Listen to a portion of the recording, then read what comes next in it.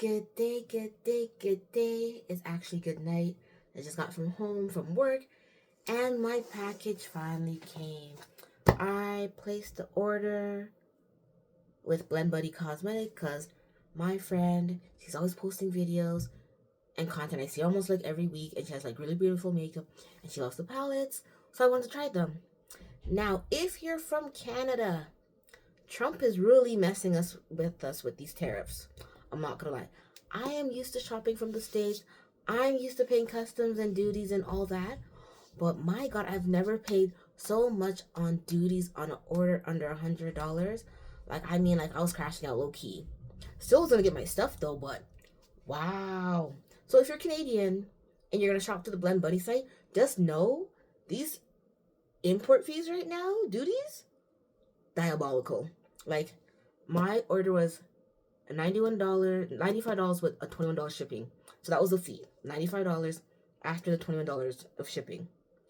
And my duties, if I had paid for them at the door, was only $65. And if I paid for them online before it shipped and I got delivered, $55. So that's what I did because gotta save some coin. But no one ever mentions about the duties and how wild they are.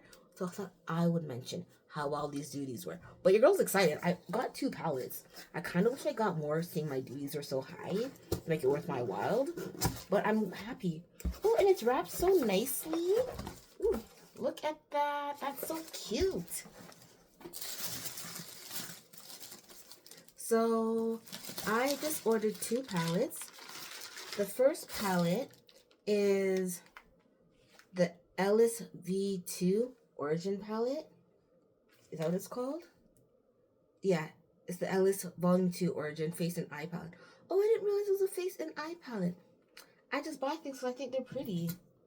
Right? And I really wanted to try this. So hold on. I originally had like 4 palettes in my thing. I was like, I'd be buying so much eyeshadow palettes. Y'all will see when they come out. So this is this one.